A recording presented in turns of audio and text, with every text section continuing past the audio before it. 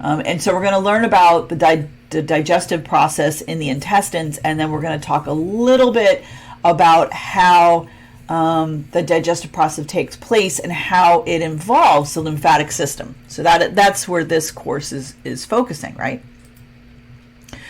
So we can't really talk about the digestive system of the intestines and the lymphatic system without talking about fats. And so when we look at the lymph that is drained from the intestines into the lymphatic system, this is what creates that chyle. The chyle is that white, milky lymphatic product that goes into the cisterna chyli. And, this is delivered right into that pouch where all the other lymph in the body is going to, right?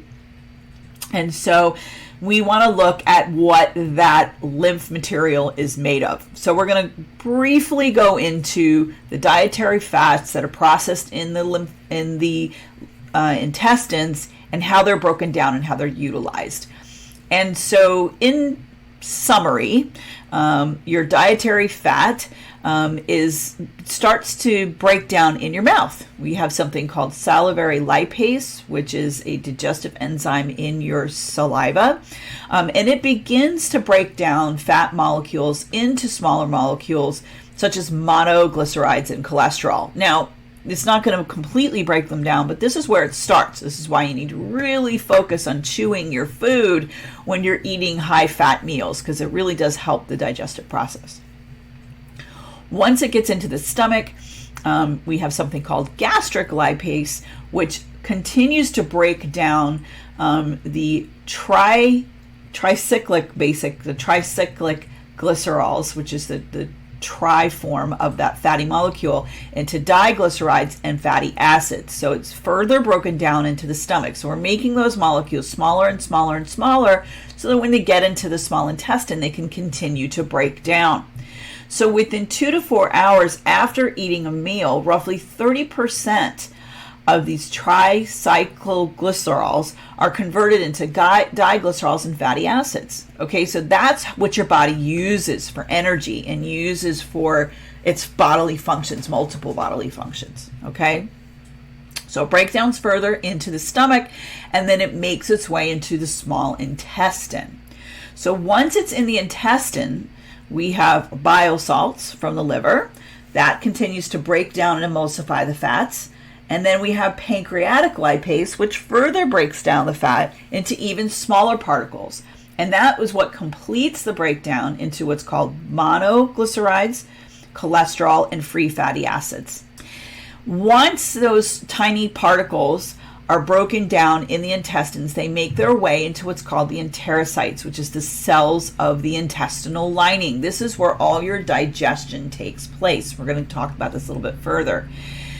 It gets into the intestinal lining, and in that lining, those fat molecules are basically kind of deciphered, right? So the long-chain fatty acids, which we're going to get into, are broken into something called, or packaged, I should say. They're packaged in something called chylomicrons, which are transported into the lymphatic system and then dumped into the bloodstream. So this, when we talk about the lymphatic system and the fats that are transported within the lymphatic system, we're talking about long-chain fatty acids.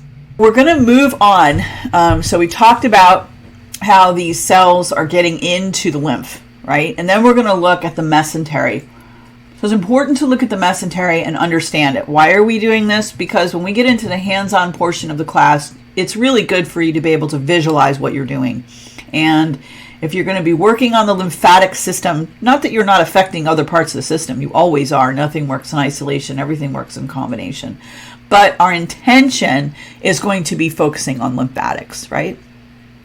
So we're going to talk about the mesentery. So this mesentery here is this connective tissue that kind of surrounds all of these organs, right? Starts in the peritoneum, folds over itself, and starts to create this connective tissue that's around. And if we were to peel this up and look at the small intestine, it literally wraps around all of the small intestine and then connects between each portion of the small intestine, and that's where we're going to find all these vessels. You can see these vessels here. So we have veins and arteries and lymphatic vessels, and there's also lymph nodes in there.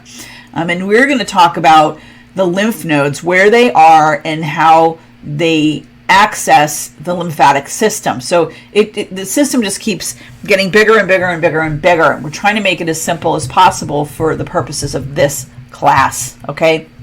The mesentery surrounds the intestines and the colon, and it fastens them to the posterior abdominal wall. So keep that in mind. This fascia connects to the back of the abdominal wall. This is what holds those contents in place towards the back of the abdominal wall. The front of the abdominal wall, of course, is going to be muscles and fat.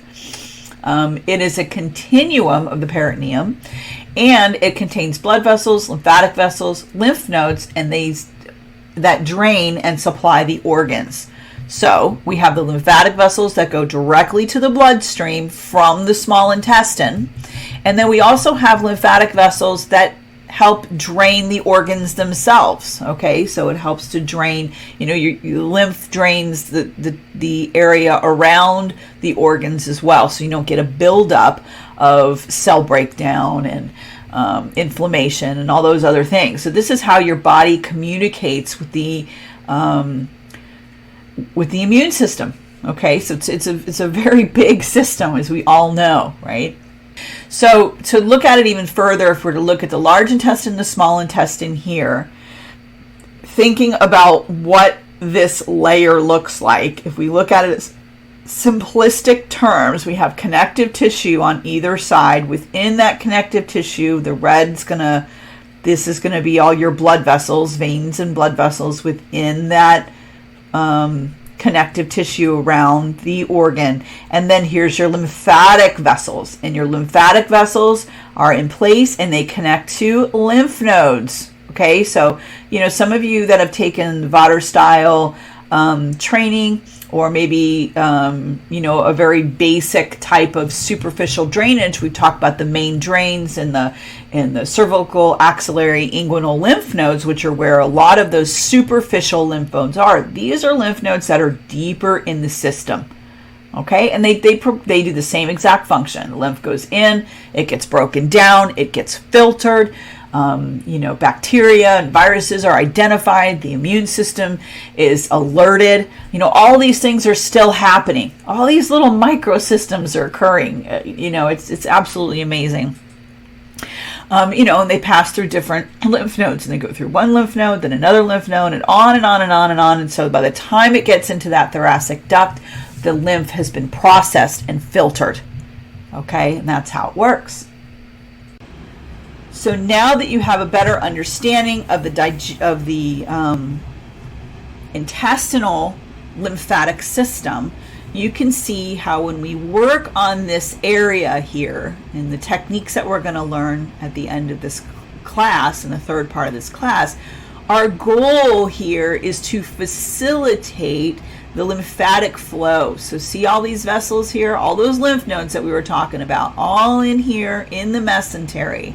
And they move their way up into these upper mesentery nodes and the colic lymph nodes. And all those colic lymph nodes are draining into this. This is our cisterna chyli.